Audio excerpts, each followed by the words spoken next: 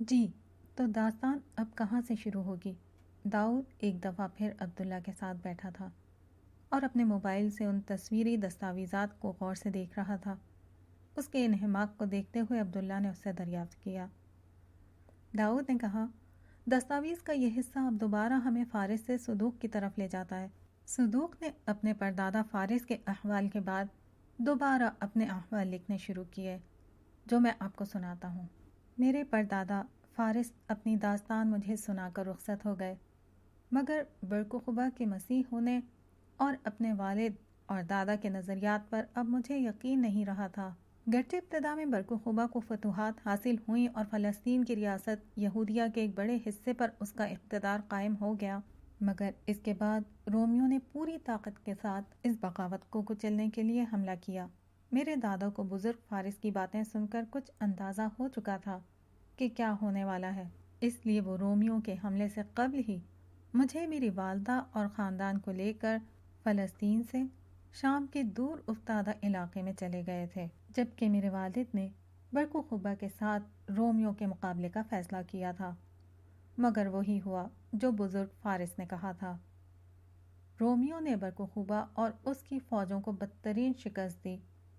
اس کے بعد ایک دفعہ پھر بہت بڑے پیمانے پر یہودیوں کا قتل عام ہوا۔ لاکھوں یہودیوں کو قتل کر دیا گیا۔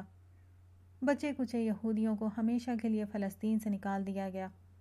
بہت سے لوگ ہمارے دادا کے پاس آ کر رہنے لگے۔ میرے دادا دل سے جان چکے تھے کہ حضرت عیسیٰ علیہ السلام اللہ کے رسول تھے۔ میں تو پہلے ہی ان پر ایمان لے آیا تھا۔ یہود کی اس بربادی کے بعد ہمارے پاس جینے کی کوئی امنگ نہ رہی تھی۔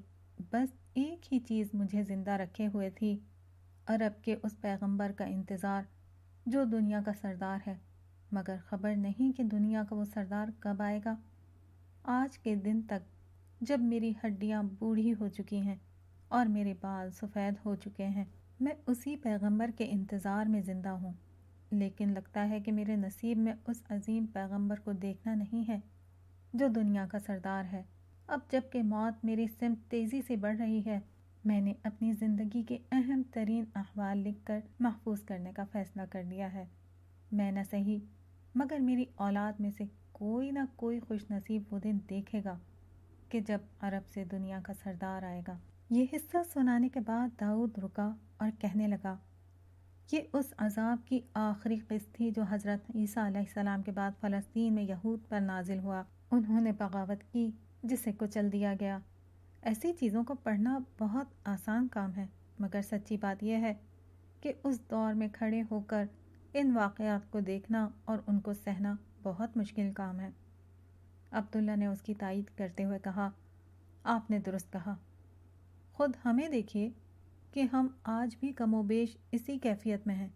پچھلے 200 برس سے مسلمان اسی مغلوبیت سے نکلنے کی مسلسل کوشش کر رہے ہیں، مگر ایک کے بعد دوسری تباہی کے سوا کچھ ہاتھ نہیں آتا۔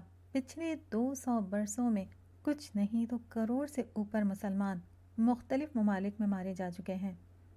انتہائی قیمتی لوگ ختم ہو گئے، جان مال آبرو برباد ہوئی، مگر ہم صحیح راستہ اختیار کرنے کے لیے آج بھی تیار نہیں۔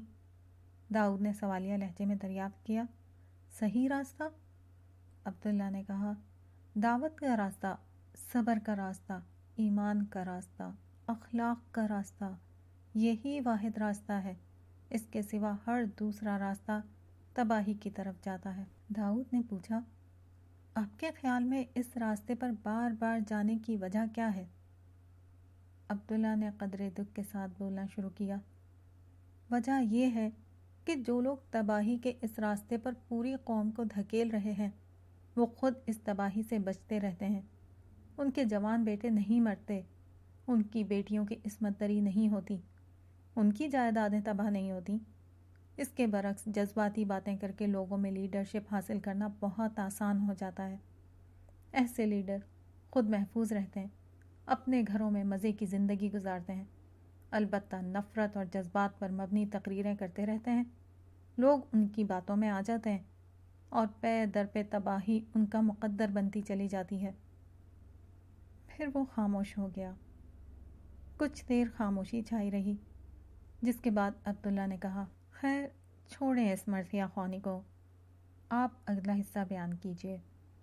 داؤد نے کہا، جی اب یہ اگلا اور آخری حصہ صدوق کی اولاد میں سے اس شخص کا ہے جس نے اپنا نام نہیں لکھا، لیکن یہ شخص اپنے خاندان کے ہمراہ شام میں کسی جگہ مقیم تھا۔ جب رسول اللہ صلی اللہ علیہ وسلم کی بعثت کے بعد عرب افواج وہاں پہنچی تو اسے معلوم ہو گیا کہ جس نبی کی پیش گوئی حضرت عیسیٰ علیہ السلام کر گئے تھے وہ تشریف لے آئے ہیں۔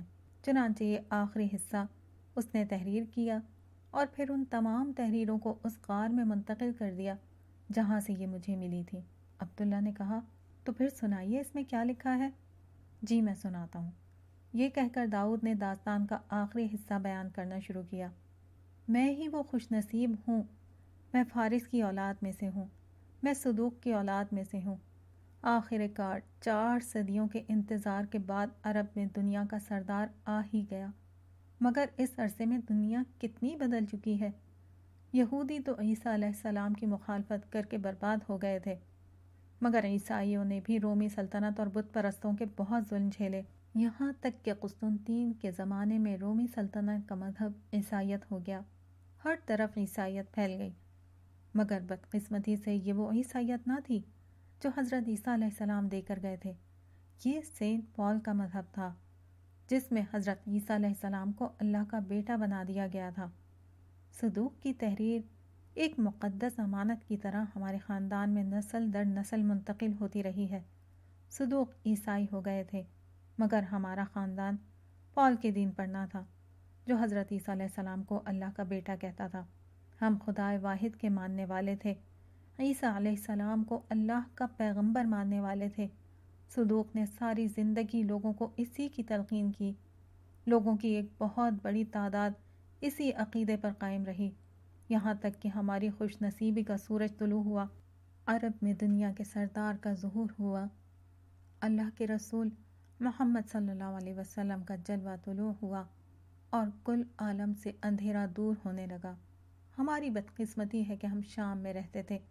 جس وقت شام کی سرزمین پر عرب کے اسلام کے شہسوار پہنچے، دنیا کا سردار واپس اپنے رب کے حضور جا چکا تھا۔ ان کے دوسرے خلیفہ عمر کے دور میں رومی سلطنت کے صوبے شام پر مسلمانوں کا قبضہ ہو گیا۔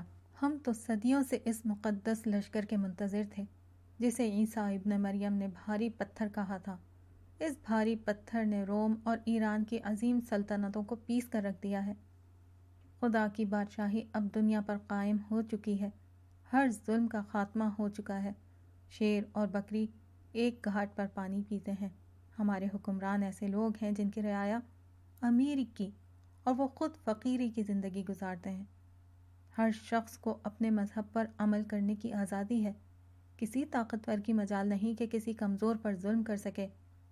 ہر جگہ خدائے واحد کی عبادت ہو رہی ہے، خدا کی رحمت ہر طرف برس رہی ہے، خدا کی زمین سونا اگل رہی ہے، ہر طرف خوشیاں ہیں، ہر طرف امن ہے۔ یہ سب اس ہستی کی برکت ہے جسے مسیح نے دنیا کا سردار کہا تھا۔ میری خواہش ہے کہ کاش صدوق زندہ ہوتے اور اپنی آنکھوں سے خدا کی بادشاہی کو دنیا پر قائم ہوتے ہوئے دیکھتے، مگر میں نے فیصلہ کیا ہے کہ میں ان کی تحریر کو مکمل کروں، اس میں یہ خوشخبری درج کروں کہ دنیا کے جس سردار کے آپ منتظر تھے، 4 صدیوں سے آپ کا خاندان جس سورج کے طلوع ہونے کا منتظر تھا وہ طلوع ہو چکا ہے۔ پھر اس خوشخبری کے ساتھ میں اس تحریر کو محفوظ کر کے فلسطین کی اس بستی میں جاؤں جہاں وہ پیدا ہوئے، جہاں وہ فارس سے ملے، پھر وہاں کسی غار اور کسی کھو میں فارس اور صدوق کی اس امانت کو ہمیشہ کے لیے دفن کر دوں۔ شاید اس طرح میں ان کو یہ بتا سکوں، آپ کے خاندان کا انتظار ختم ہو چکا ہے، دنیا کا سردار آ گیا ہے۔ اس کے بعد ہمیں کسی کا انتظار نہیں رہا، اب قیامت تک ہمیں کسی کا انتظار نہیں رہا۔ انتظار ہے تو بس قیامت کا ہے، جب جنت میں صدوق اور فارس کے ساتھ ہم نبیوں کی محفل میں حاضر ہوں گے، وہاں عیسیٰ ابن مریم سے بھی ملاقات ہوگی اور محمد رسول اللہ صلی اللہ علیہ وسلم سے بھی ملاقات ہوگی۔ وہاں میں ان کے قدموں میں بیٹھ کر یہ کہہ سکوں گا، سردار آپ کے آنے کے بعد ہمیں کسی کا انتظار نہیں رہا تھا، سردار آپ کے سوا ہم نے کبھی کسی کا انتظار نہیں کیا تھا۔ اگلے روز داؤد رخصت ہو گیا وہ وعدہ کر کے گیا تھا کہ فارس سے واپس ہوتے ہوئے وہ عبداللہ سے مل کر جائے گا۔ اس کے جانے کے بعد جنید کا فون آیا کہ وہ عبداللہ سے ملنا چاہتا ہے۔ عبداللہ نے اسے شام میں گھر بلا لیا۔ سر شام ہی وہ عبداللہ کے گھر پہنچ گیا۔ اس نے آتے ہی سوال کیا، مجھے یہ بات سمجھ میں نہیں آتی کہ مسلمان دنیا میں مغلوب کیوں ہیں؟ ہم غلبہ کیسے حاصل کر سکتے ہیں؟ عبداللہ نے کہا، دیکھو جنید، دنیا میں کسی خاص قوم کا غلبہ اللہ کا مسئلہ نہیں ہے۔ اس کے پیش نظر جو کام ہے وہ یہ ہے کہ اس نے انسانیت کو اپنی ہدایت پہنچانی ہے۔ اس بات کو قرآن مجید میں اللہ تعالیٰ ایسے بیان کرتے ہیں کہ اِنَّا عَلَيْنَا لِلْہُدَىٰ، یعنی ہدایت پہنچانا ہمارے ذمے ہے۔ اس ہدایت کے لیے پہلے وہ نبی اور رسول بھیجتے تھے۔ رسولوں کے لیے اللہ تعالیٰ کا یہ خصوصی قانون تھا کہ ان کی بات جب نہیں مانی جاتی تھی تو ان کی قوم کو دنیا میں عذاب دیا جاتا تھا اور ماننے والوں کو بچا لیا جاتا تھا، جیسے عاد، ثمود اور قوم نوح وغیرہ کے ساتھ ہوا۔ یہ گویا کہ آخرت میں ہونے والی سزا و جزا کا ایک زندہ ثبوت تھا، جو اس قوم کی اگلی نسلوں کے لیے اور باقی اقوام عالم کے لیے ایک حجت اور دلیل بن جاتا تھا۔ مگر وقت گزرنے کے ساتھ قوم سارے اسباق بھول جاتی، پھر ایک نیا رسول آتا اور نئے سرے سے یہ کہانی دہرائی جاتی۔ چنانچہ حضرت ابراہیم علیہ السلام کے بعد اللہ تعالیٰ نے اس قانون میں ایک تبدیلی کر دی، وہ یہ کہ ان کی اولاد میں سے ایک قوم دنیا میں مستقل طور پر رہے گی جسے دنیا کے وسط میں بسایا جائے گا۔ ان کے بارے میں اللہ تعالیٰ نے یہ قانون جاری کر دیا کہ وہ جب نیکی اختیار کرتے تو ان کو دوسری اقوام پر غلبہ حاصل ہو جاتا، اور جب نافرمانی کرتے تو وہ ذلت و رسوائی اٹھاتے۔ یوں ان کی سزا و جزا باقی دنیا کے لیے خدا کے ہونے اور آخرت کے برحق ہونے کا ایک زندہ ثبوت بن گئی۔ بنی اسرائیل کی پوری تاریخ میں یہی ہوتا رہا۔ خاص طور پر دو مواقع پر ان میں ایک عظیم انحراف پیدا ہوا جس پر ان کو عظیم سزائیں دی گئیں، ایک بخت نصر کے ہاتھوں اور دوسری حضرت عیسیٰ علیہ السلام کے بعد رومیوں کے ہاتھوں۔ جنید نے پوچھا، کیا یہ قانون الہامی کتابوں میں بیان ہوا ہے؟ عبداللہ نے کہا، بالکل ہوا ہے۔ تورات میں انتہائی تفصیل سے اس قانون کو بیان کیا گیا ہے، زبور میں اس کی یاد دہانی کرائی گئی ہے، اور انجیل میں اس کی بنیاد پر یہود کو سخت تنبیہات کی گئی ہیں۔ جنید نے سوال کیا، اور قرآن مجید میں؟ عبداللہ نے کہا، میں اسی طرف آ رہا ہوں۔ پھر بنی اسرائیل کی معزولی کے بعد یہ منصب حضرت ابراہیم علیہ السلام کے بیٹے حضرت اسماعیل علیہ السلام کی اولاد میں منتقل ہو گیا، جن کے درمیان قرآن مجید نازل ہوا۔ قرآن کے ابتدائی حصے میں جہاں بیک وقت مسلمانوں اور یہودیوں دونوں سے خطاب ہے، وہاں ساری گفتگو اسی پرانے قانون کے پس منظر میں کی گئی ہے۔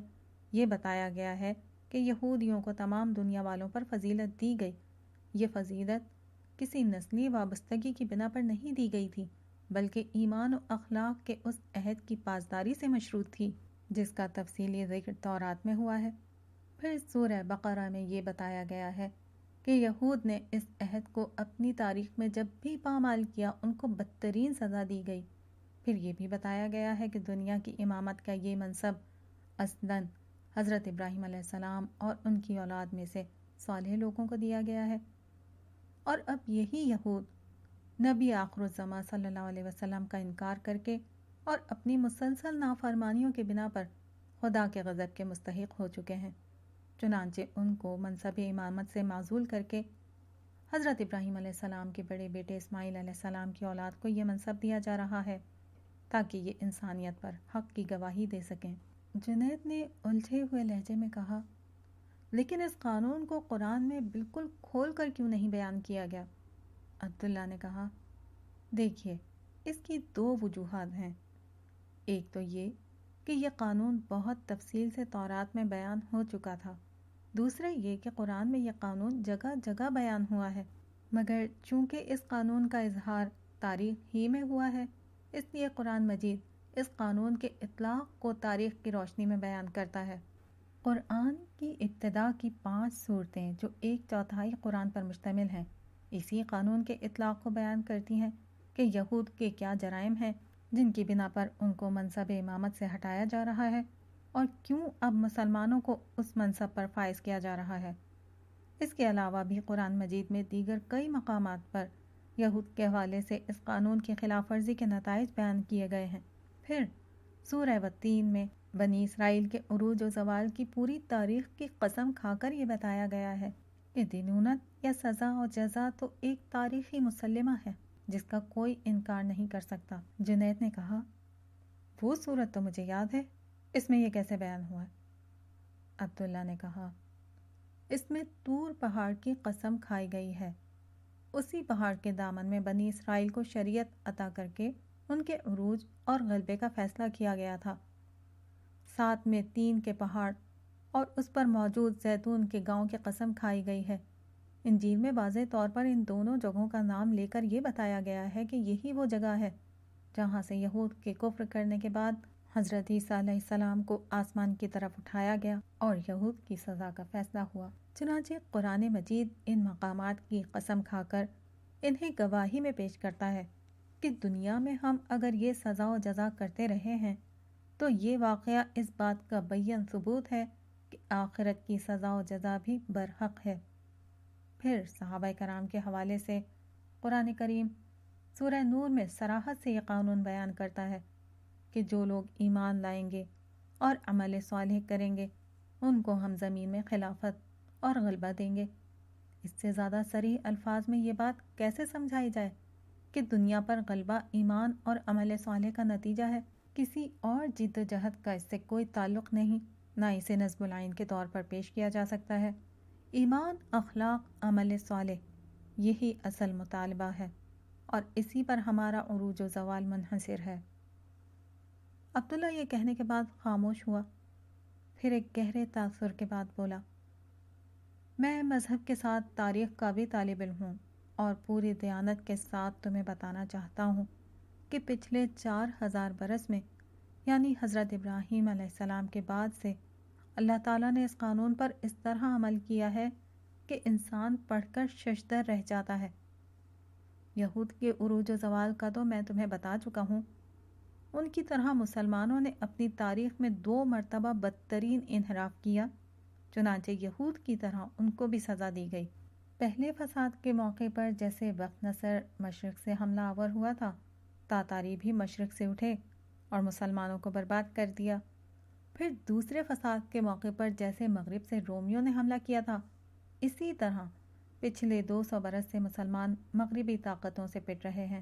چنانچہ آج بھی اس صورتحال سے نکلنے کا ایک ہی طریقہ ہے، ایمان و اخلاق اور عمل صالح کی دعوت کو پوری طرح اختیار کیا جائے اور غیر مسلموں تک اسلام کی دعوت پہنچائی جائے۔